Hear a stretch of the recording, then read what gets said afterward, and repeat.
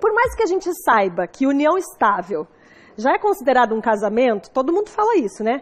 Mas existem ainda tantas dúvidas envolvendo esse assunto, que eu convidei a doutora Elisângela Sócio Ribeiro, que é advogada especialista em direito de família, para tirar todas as nossas dúvidas quando o assunto é união estável. Tudo bem, doutora? Boa tarde. Boa tarde, tudo bem? E você, Fer? Tudo bem. Sempre um prazer estar aqui. Ah, o prazer é meu, a gente adora quando você vem. Eu adoro estar aqui.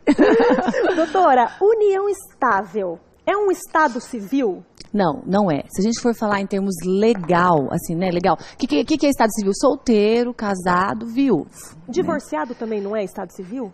Divorciado, claro. Divorciado claro, é estado com certeza, civil. Tá. Divorciado também é estado civil. Antes tinham separado judicialmente. Embora que hoje ainda existam algumas pessoas que ainda não tenham feito o divórcio, ainda também são separadas judicialmente. Mas união estável não configura? Não configura. O que acontece? Eu acredito que isso já está caminhando para acontecer. É o caminho, já que nós, como você já disse, em várias outras coisas já se igualou ao casamento. Verdade. União estável já está chegando muito próximo de um casamento.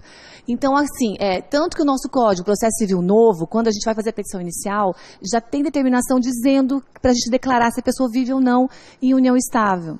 Já existem algumas regras do Código de Processo Civil dizendo que já existe precisa da autorização da pessoa para fazer algumas coisas, algum tipo de ação, algum tipo de negócio. Então, quer dizer, está próximo disso.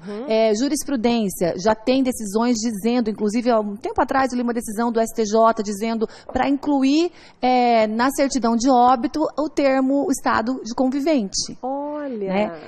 Informalmente, esse termo já está muito comum entre nós. Às vezes você vai preencher um crediário né, em loja, contrato do banco, já aparece o termo lá, você é convivente, já tem um xizinho de convivente. Outro dia eu vi isso. Que legal. Mas legalmente falando, quando você vive em união estável, você continua com o seu estado civil anterior a essa convivência. Entendi. Se você era solteiro, continua com o estado civil solteiro. Se você era viúvo, continua. Divorciado, continua com esse termo. Então, qual que é a diferença, doutora, entre união estável e casamento? É o papel assinado? Olha, o papel assinado é uma boa, isso é uma grande diferença. Por que uma grande diferença? Porque exatamente isso, o casamento é uma coisa solene, né? Ela é feita com alguns requisitos, na presença de um juiz de paz, num cartório. Isso pode ser a grande diferença, sim, porque em outras várias situações é igual. Na questão sucessória, na questão de alimentos, na questão de dividir patrimônio, várias outras obrigações, né? Mas não é igual, porque também o casamento tem algumas coisas, o casamento exige algumas situações. Se você é casada, você precisa do seu cônjuge, por exemplo, para você ser fiador. E se você só vive em convivente, ainda não há essa obrigação. Então tem algumas situações. Por quê? Porque a união estável é uma situação de fato, né? O que é a união estável? Como é que eu sei que é a união estável? Quem vive junto, a gente fala em convivência, né? Contínua e duradoura, pública, com o objetivo de formar família, né? Então, quer dizer, é uma situação de fato mesmo, de fato. Se você não vai até o cartório e não faz uma escritura pública de união estável, se declarando que vive união estável com alguém, ou se você não faz um contrato, você só vive junto e configura tudo isso que eu te falei, uma união pública, tal, duradoura. Isso é união estável, é um fato, né? Então, para comprovar, é só ir até um cartório. Como é que a gente faz para comprovar a união estável? Eu tô em união estável há uns anos já e eu quero formalizar isso, comprovar isso. Formalizar e comprovar são duas coisas. Vamos pensar. Então formalizar. Formalizar, a gente pode ser por escritura pública, porque também a lei não exige uma forma de formalizar. Você pode formalizar via escritura pública num cartório, ou você pode formalizar um contrato particular entre vocês, entre os conviventes, assinado por duas testemunhas. Isso já e vai até um cartório. Para ter efeito perante terceiro, tem que ser público. Então, a gente fala que quando você faz um contrato particular, você deve levar num cartório de registro para registrar esse documento, para ter efeito contra terceiros. Contra terceiros por quê? Plano de saúde, para você poder incluir num plano de saúde. Para você poder colocar no INSS, essas situações. Então, daí teria que ser essa formalidade. Formalizar uma coisa que não é, que é de fato, né? E para comprovar? Não fizeram nada disso, vamos pensar, e a pessoa faleceu. Daí para você ter os direitos sucessórios disso, vamos pensar, né? Como que você tem que fazer? Daí a prova documental, fotografia, conta conjunta e testemunha e muito. Acho que testemunha é a maior prova, né? Testemunha de pessoas que sabiam que vocês viviam como marido e mulher, né? Então, para comprovar, a gente usa essas situações aí, fotografia, conta corrente e testemunha. Testemunha é a grande prova da união estável. Em caso de separação, pessoa que tem união estável, mas não tem nada comprovado, nada. Tá. A partilha de bens, como é que fica? Então, se você não declarou nada, partimos da primeira situação, que é o regime de casamento. Né? Se não declarou nada, entende-se que é comunhão parcial de bens. Tá. Então, vamos pensar, tudo que construíram durante o casamento, a pessoa vai ter o direito à meação. Essa companheira ou esse companheiro vai ter direito à meação. Se existia bens particulares e herdeiros, vai concorrer com os herdeiros. E não tendo, ela vai ser a única pessoa a ser beneficiária disso tudo. Mas é igual ao casamento.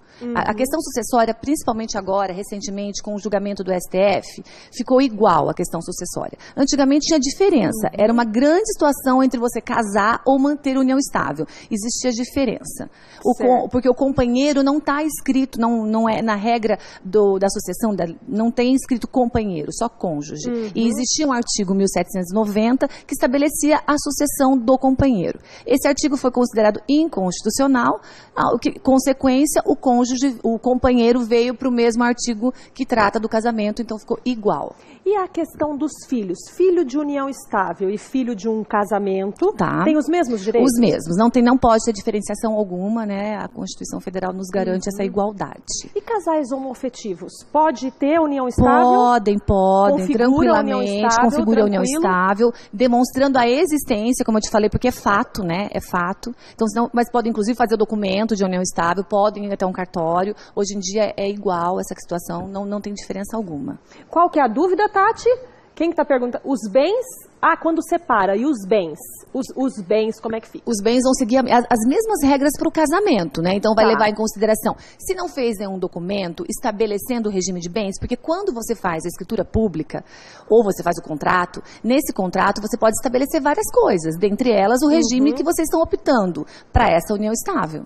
Né? Se você fizer isso e colocar um regime diferente do legal, que é a comunhão parcial de bens, vai seguir essa regra. Certo. Né? Agora, não fez esse documento, depois que terminaram, daí resolve brigar pelos bens, vai seguir esse regime de casamento, eles vão considerar, né, do casamento, a comunhão parcial de bens, e vai dividir o que tem durante a união estável. Por isso a importância de ter um documento em cartório que comprove a união estável, né, doutora? Facilita bem, né, as brigas diminuem, porque pensa, se você não sabe o dia de amanhã, não é?